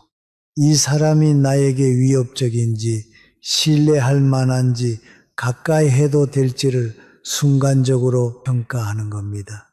첫 단추를 잘못 끼우면 나머지도 다 틀어진다는 말처럼 그 첫 인상은 쉽게 바뀌지 않습니다. 심리학에서는 이걸 초두 효과라고 하는데 처음 받은 인상이 나중에 모든 판단에 영향을 미친다는 뜻입니다. 단정한 외모를 가진 사람은 어떻게 평가받을까요? 사람들은 자동으로 이렇게 생각합니다. 저 사람은 성격도 좋을 거야. 성실하고 신뢰할 만해 보여. 반대로 외모가 정돈되지 않으면 자기 관리도 안 하는 사람이 뭘 제대로 하겠어라고 부정적으로 해석해 버립니다. 실제로 한 연구에서 흥미로운 실험을 했습니다. 아이들에게 처음 보는 사람들의 얼굴 사진을 보여주고 누가 더 믿음직스러워 보이는지 물었습니다. 결과가 어땠을까요? 모든 연령대의 아이들이 외모가 단정하고 깨끗해 보이는 사람을 더 신뢰한다고 답했습니다. 어린아이들조차 본능적으로 외모로 사람을 판단한다는 뜻입니다. 이것이 공정한가 아닌가를 따지는 것은 의미가 없습니다. 중요한 것은 이것이 현실이라는 점입니다. 그리고 우리는 이 현실을 인정하고 지혜롭게 대처하면 됩니다. 여러분도 이런 경험이 있으실 겁니다. 깔끔하고 단정한 차림의 노인분을 보면 저분 참 멋지시다. 나도 저렇게 늙고 싶다는 생각이 들지 않으셨나요? 반면에 후줄근한 차림으로 구석에 앉아 계신 노인분을 보면 마음이 짠해지고 나이 드는 게 무섭다는 생각이 드셨을 겁니다. 병원에서도 비슷한 일이 일어납니다. 한 분은 깔끔하게 차려입고 머리도 단정하게 하고 가십니다. 다른 한 분은 아무렇게나 걸치고 머리도 헝클어진 채로 가십니다. 같은 증상으로 같은 의사를 만났는데 의사의 태도가 미묘하게 다를 수 있어요. 외모가 단정한 환자에게는 무의식 중에 더 관심을 기울이고 더 친절하게 설명해 주게 됩니다. 병원에서만 그럴까요? 아닙니다. 마트, 은행, 주민센터, 약국, 식당 어디를 가든 같습니다. 외모가 단정한 분에게는 직원들의 태도가 달라집니다. 설명이 더 친절하고 더 적극적으로 도와줍니다. 이렇게 모든 순간마다 여러분의 외모는 여러분을 대변하고 있습니다. 불공평한가요? 하지만 반대로 생각하면 기회입니다. 외모를 가꾸는 것만으로도 하루에 수십 번 더 좋은 대우를 받을 수 있다는 뜻이니까요. 그렇다면 어떻게 해야 할까요? 놀랍게도 답은 아주 간단합니다. 성형수술을 하거나 비싼 옷을 사입으라는 말이 아닙니다. 가장 기본적인 것만 지키면 됩니다. 매일 세수하고 머리 빗고 깨끗한 옷 입고 자세를 바르게 하고 남자분들이라면 면도를 꼭 하는 것. 이것만으로도 충분합니다. 표정도 중요합니다. 거울 보고 억지로라도 입꼬리를 올려보세요. 미소 하나도 외모입니다. 자세도 마찬가지입니다. 어깨를 펴고 걸어보세요. 구부정한 자세로 걷는 것과 꼿꼿한 자세로 걷는 것은 느낌이 완전히 다릅니다. 자세가 바뀌면 몸가짐도 바뀝니다. 몸가짐이 바뀌면 대접도 바뀝니다. 외모는 우리가 세상과 소통하는 첫 번째 언어입니다. 말을 하기 전에 이미 외모가 많은 것을 말해줍니다. 잊지 마세요. 사람들은 외모로 먼저 판단합니다. 이제부터 첫 인상이라는 강력한 도구를 여러분에게 유리하게 사용하세요. 단 10분만 투자하면 하루에 받는 대접이 달라집니다. 그런데 더 중요한 게 있습니다. 외모가 단순히 인상만 주는 게 아니라는 겁니다.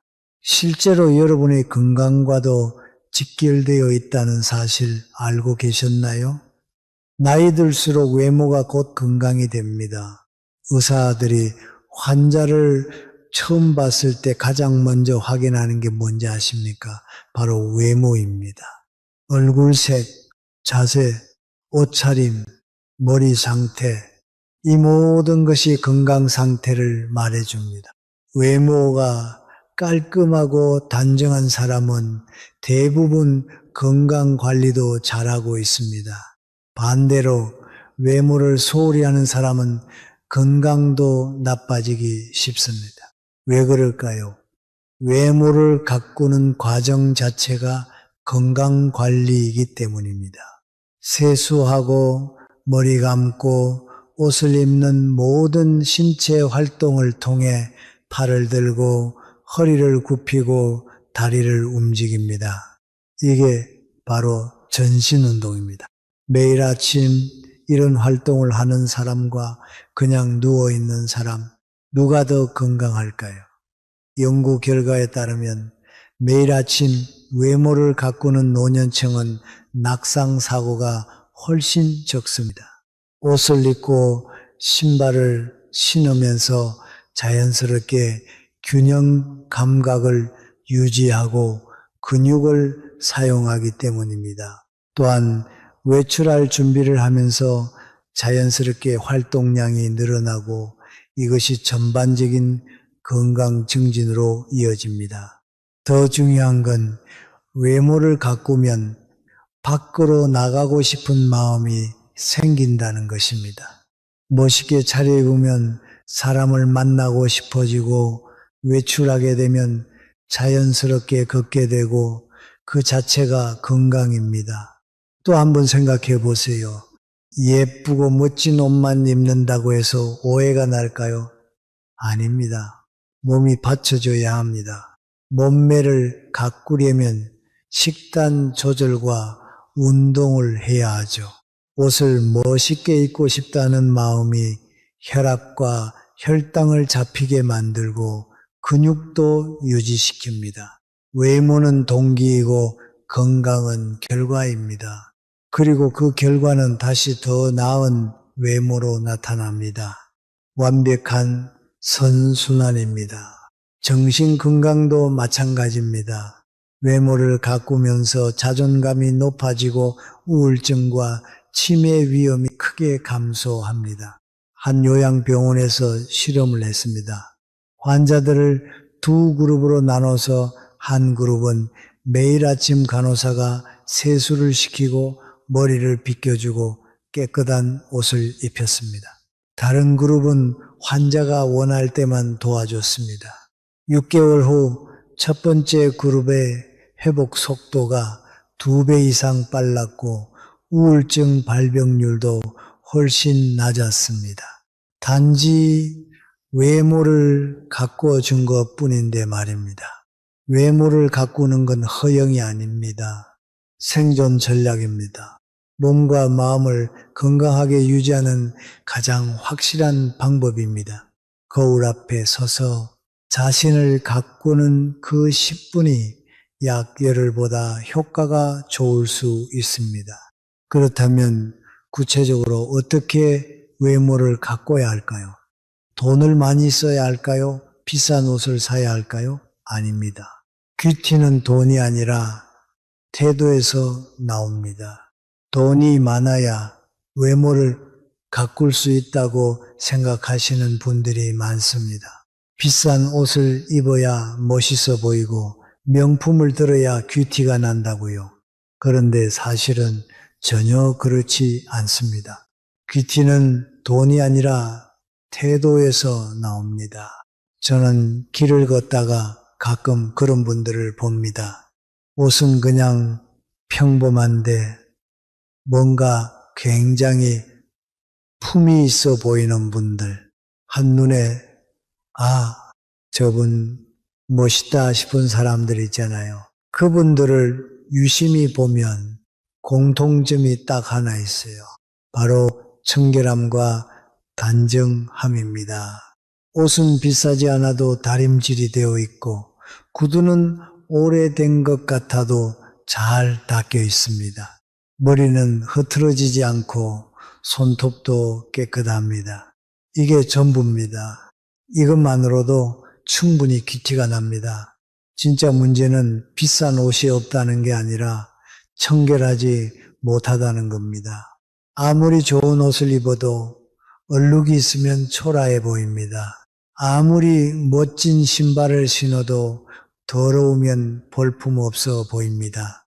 반대로 평범한 옷이라도 깨끗하고 단정하면 그것만으로 품격이 생깁니다.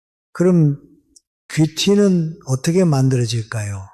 비싼 옷, 명품 액세서리가 아닙니다. 큐티는 내면에서 우러나오는 품격입니다. 그리고 그 품격은 작은 행동에서 드러납니다.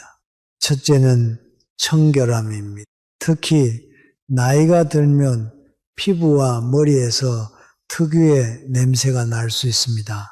이건 자연스러운 것이지만 관리하지 않으면 무의식적으로 사람들은 거리를 둡니다. 매일 샤워하고 같은 옷을 며칠씩 반복해서 입지 마세요. 머리는 최소 이틀에 한 번은 감으시고요. 이것만으로도 여러분은 상위 20%에 들어갑니다. 둘째, 단정함입니다. 머리는 얼굴의 액자입니다. 아무리 얼굴이 예뻐도 머리가 헝클어져 있으면 전체가 엉망으로 보여요. 반대로 얼굴에 주름이 있어도 머리만 단정하면 전체적으로 품이 있어 보입니다. 남성분들은 특히 면도에 신경 쓰세요. 수염이 덥수룩하면 나이보다 5년은 더 늙어 보입니다. 여성분들은 머리 모양을 자주 바꾸실 필요는 없지만 한 달에 한 번은 미용실에 가서 정돈하시는 게 좋아요. 셋째, 자신에게 맞는 색깔과 스타일을 찾는 것입니다. 이게 가장 어렵지만 가장 중요해요. 나이가 들면 피부톤이 변합니다. 젊었을 때 잘 어울리던 색깔이 이제는 안 어울릴 수 있어요.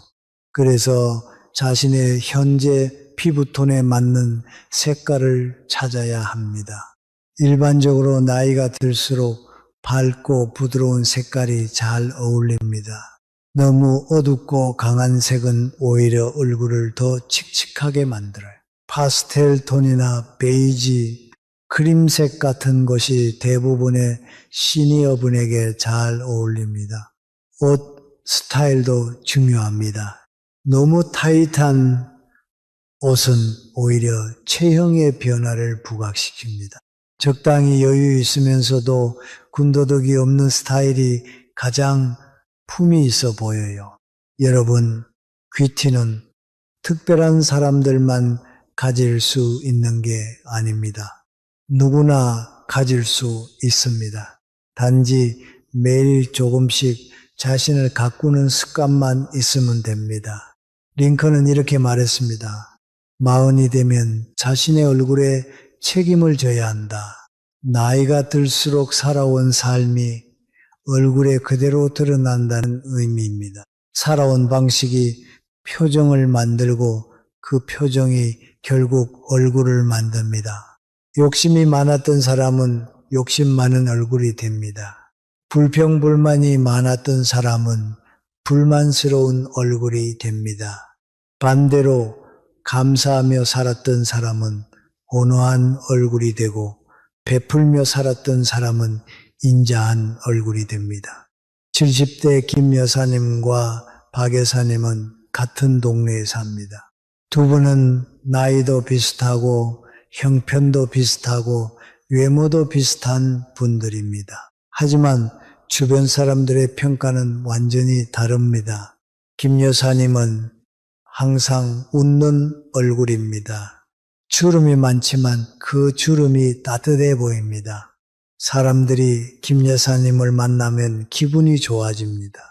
할머니는 참 곱게 늙으셨네요 하고 말합니다. 박 여사님은 항상 인상을 찌푸립니다. 불평이 많고 표정이 굳어 있습니다. 그래서 사람들이 박 여사님을 피합니다. 할머니는 참 무섭게 생겼어요 하고 뒤에서 말합니다. 두 분의 차이는 뭘까요? 단 하나, 표정입니다. 김 여사님이 특별히 더 예쁘게 태어난 게 아닙니다. 평생 지어온 표정이 얼굴에 자리 잡은 겁니다. 연구 결과가 이를 뒷받침합니다. 같은 사람의 사진을 2장 보여줬습니다. 하나는 무표정한 얼굴, 다른 하나는 미소 짓는 얼굴이었습니다.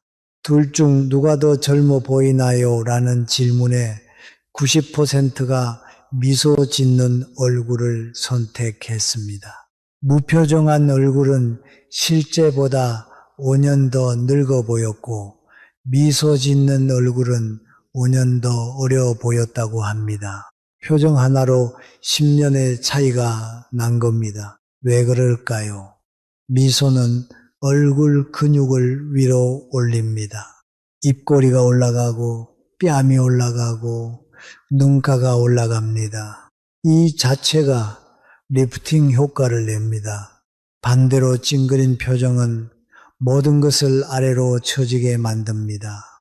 결국 표정만 바꿔도 외모가 달라집니다.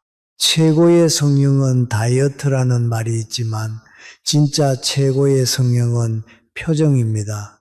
그렇다면 나이 들어서 표정을 바꾸는 게 가능할까요? 물론입니다. 가장 중요한 것은 눈입니다. 눈이 웃어야 진짜 웃는 것이라는 말이 있습니다. 진짜 미소는 입만 웃는 게 아니라 눈도 웃습니다. 입꼬리도 중요합니다. 입꼬리만 살짝 올려도 표정이 완전히 달라집니다. 표정 근육도 운동이 필요합니다. 나이가 들면 표정 근육이 굳어서 무표정해지기 쉽습니다. 거울 앞에서 웃기도 하고 놀라기도 하고 찡그리기도 하며 표정 근육을 움직여 주세요. 그리고 제일 중요한 것은 긍정적인 생각을 하는 것입니다. 표정은 생각의 거울입니다. 불평과 걱정을 자주 하면 표정도 그렇게 굳어집니다. 의식적으로 감사한 것, 좋은 것, 아름다운 것을 생각하세요. 생각이 바뀌면 표정도 바뀝니다. 오늘부터 거울 앞에 서세요. 그리고 자신에게 웃어주세요. 오늘도 수고했어. 오늘도 잘하고 있어 하면서 부드러운 미소를 지어보세요. 그게 가장 강력한 화장이고 가장 값진 액세서리입니다. 그런데 말이죠. 마음이 너무 힘들어서 미소조차 지을 수 없을 때가 있습니다. 바로 그럴 때 필요한 게 있습니다. 마음이 우울하거나 외로울 때 우리는 이렇게 생각합니다. 기분이 좋아져야 뭘 하지? 지금은 아무것도 하기 싫어. 하지만 심리학은 정반대를 말합니다. 아무것도 하지 않으면 더 우울해집니다. 특히 외모를 가꾸는 행동은 강력한 치유 효과가 있습니다. 외모를 가꾸는 과정은 마치 명상과도 같습니다. 샤워를 하며 따뜻한 물을 느끼고 로션을 바르며 피부를 마사지하고 머리를 빗으며 두피를 자극하고 옷을 고르며 오늘 하루를 계획합니다. 이 모든 과정이 마음을 정화합니다. 또 향기는 감정을 회복시키는 힘이 있습니다. 좋아하는 향수를 뿌리거나 향긋한 비누로 세수를 하거나 은은한 향이 나는 로션을 바르는 것, 이런 작은 사치가 마음을 위로합니다. 그리고 혼자 사는 분들에게는 더욱 중요합니다. 아무도 보지 않는다고 방치하면 점점 자신을 잃어갑니다. 혼자 있을 때도 단정한 모습을 유지하는 것이 자기 존중의 시작입니다. 65세 선생님은 부인과 사별한 뒤 10년 동안 외모에 전혀 신경을 쓰지 않았습니다. 옷은 아무거나 입고 머리는 모자에 감춰두며 지냈습니다. 그러던 어느 날 당구 동호회에서 마음이 끌리는 여성분을 보게 됐습니다. 그날 집에 돌아와 거울을 보니 자신의 모습이 너무 초라하고 못나 보였다고 했어요. 그날부터 정 선생님은 외모 관리를 시작했습니다. 매일 샤워하고 머리를 정돈하고 깨끗하게 다린 옷을 입고 운동을 시작했습니다. 외모가 달라지니 자존감이 올라갔고 자존감이 올라가니 용기도 생겨 고백까지 하셨다고 합니다. 제가 좋아하는 말이 있습니다. 아무 일도 안 일어나는 것처럼 보일 때에도 보이지 않는 변화는 계속되고 있다. 변화는 금방 눈에 띄지 않을 수 있습니다. 하지만 여러분이 실행으로 옮긴다면 변화는 일어나고 있는 것입니다. 여러분, 거울을 한번 보세요. 지금의 모습에 만족하십니까? 만족하지 않으신다면 그냥 지금처럼 지내고 싶으신가요? 아니면 노력해서 더 나은 나로 발전하고 싶으신가요? 외모를 포기하는 것은 자신을 포기하는 것입니다. 반대로 외모를 가꾸는 것은 삶을 포기하지 않았다는 선언입니다. 나이가 아무리 많아도 마찬가지입니다. 80세든 90세든 외모를 가꾸는 것을 멈추지 마십시오. 그것은 자신에게 보내는 마지막 예의이자 남은 인생을 당당하게 살겠다는 의지의 표현입니다. 이제부터 딴 생각하지 마시고 외모부터 가꾸세요. 그러면 평생 귀티나는 사람으로 살 수 있습니다. 여러분 모두 품위 있고 아름다운 노년을 보내시길 진심으로 바랍니다. 시청해 주셔서 감사합니다.